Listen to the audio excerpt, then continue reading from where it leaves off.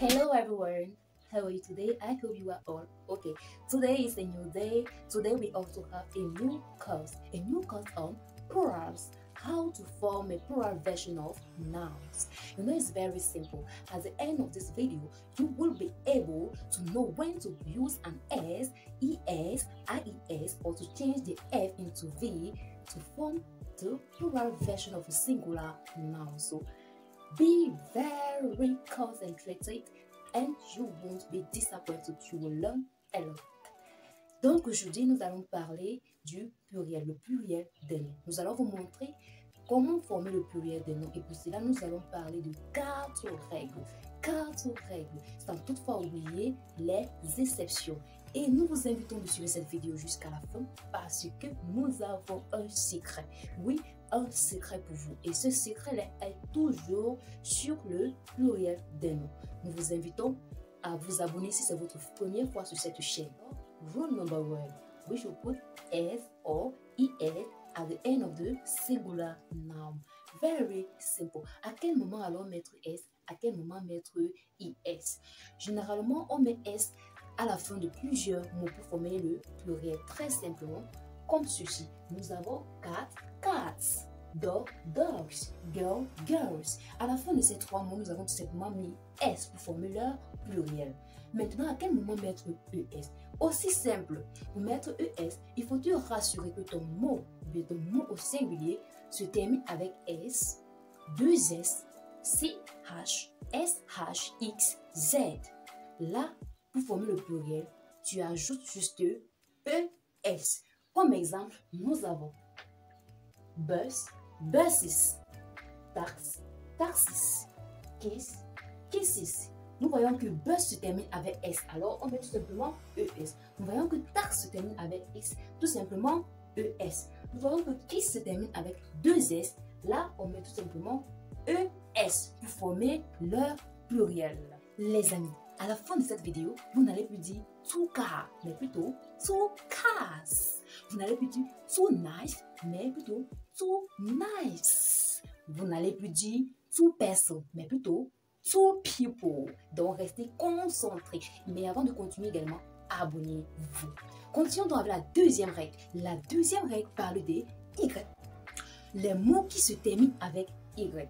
Il est très important de noter que lorsque le mot se termine avec Y et qu'il est précédé par une consonne, il faut regarder cela, il faut toujours regarder cela. Si c'est précédé par une consonne, tu transformes ton Y en I et tu ajoutes ES. Mais si le mot commence et se termine plutôt par Y et est précédé d'une voyelle, là tu ne changes rien. Tu mets tout simplement ton S.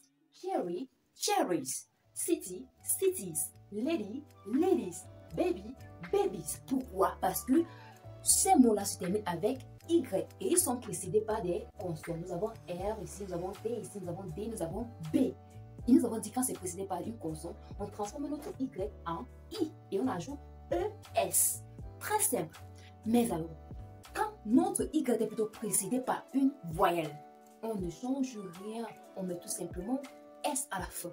Nous avons ici boy, boys, toy, toys, day, days. On ne dit pas boys avec IES, mais simplement boys avec S. Pourquoi? Parce que notre Y est précédé par un O, notre Y est précédé par un O, notre Y est précédé par un A. Donc, nous ajoutons juste S. The third rule, words that end with O. If your word end with O, don't worry. Just look if the O is preceded by a consonant or is preceded by a vowel. Ici, c'est un peu semblable à la règle précédente qui portait sur les mots qui se terminent avec Y. Ici également, on regarde si notre O est précédé par une consonne. Là, on met ES. Mais si notre O est précédé par une voyelle, on met plutôt S. Nous avons ici au tableau stereo, stereos, pistachio, pistachios. Nous avons dit que si c'est précédé par une voyelle, on met tout simplement S. Et comme vous voyez ici, nous avons mis S à stéréo, nous avons mis S à pistachio. Pourquoi? Parce que stéréo se termine avec O et est précédé avec E. Pistachio se termine avec O et est précédé par un I, qui sont toutes des voyelles. Maintenant ici, nous avons hero, heroes, potato, potatoes, Donc ici, nous avons mis ES. Nous avons mis ES. Pourquoi? Parce que notre O est précédé par une consonne. Consonne R, consonne T. Avant de continuer avec la quatrième règle, j'aimerais qu'on note que il y a des mots qui se terminent avec O, mais qui peuvent à la fois prendre S, comme ils peuvent aussi prendre ES. Nous avons ici au tableau cargo. Ça nous donne cargos avec S à la fin et cargos avec ES. Tous les deux sont justes. Nous avons zero. Si tu mets zero avec S, good. Si tu mets zero avec ES, good. Donc, ce sont ces mots-là qui prennent à la fois S et ES. Maintenant, continuons avec la quatrième règle. Notre quatrième règle. Ici, on dit que les mots qui se terminent avec F ou bien FE, on transforme notre F en V. Et puis, on ajoute ES. Tu transformes le S en V et tu mets ES. Tout simplement. Nous avons ici au tableau wife, wives, knife, knives, life, lives. Donc, c'est aussi simple que cela. Le pluriel de wife, c'est wives. Mais cette fois-ci, on a transformé notre F en V et on a ajouté ES. Très simple. Mais à l'exception de ce mot, par exemple, chef. Chef. Quand tu as un mot comme chef, tu ne changes pas de S, mais tu mets tout simplement ton S à la fin. Nous avons chef, chefs. Chef, chefs. Pourtant, ici, on a changé le F en V. Nous avons donc eu wives, knives, lives. Mais ici, c'est l'exception. On ne change pas de F, mais on ajoute tout simplement notre S. Également, à l'exception des mots qui se terminent avec deux F. Quand ton mot se termine avec deux F, comme le mot cliff, tu ne changes pas de F, mais tu mets tout simplement ton S. Ça nous donne cliff, cliffs. Very simple. Maintenant, nous allons finir avec les 4 règles sur le pluriel. Nous allons parler alors des irregular plurals. Irregular plurals. Soyez concentrés et abonnez-vous si vous ne l'avez pas encore fait. Et si vous aimez la vidéo, un petit like, un petit commentaire. Avant que nous continuions, nous clôturons avec les pluriels. Mais cette fois-ci, il s'agit d'un mot ou bien d'un nom qui ne respecte pas les règles précédentes. Ils ne respectent pas les règles précédentes. Il y en a qui changent catégoriquement. Il y en a qui ne changent même pas. Ils restent tels qu'ils sont. Les mots qui changent catégoriquement, c'est ceux-là qui sont différents de leur singulier. Regardons par exemple ici. Person, people. Man, man. Tooth, teeth. Foot, feet.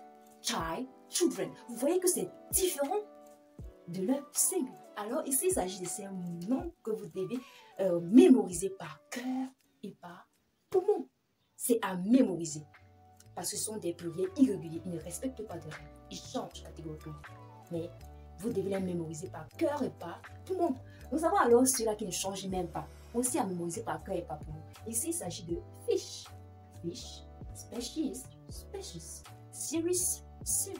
Ici, on dit species au singulier comme au pluriel, on dit species. Ici, on dit series. On dit series au singulier comme au pluriel. Donc, il ne change pas.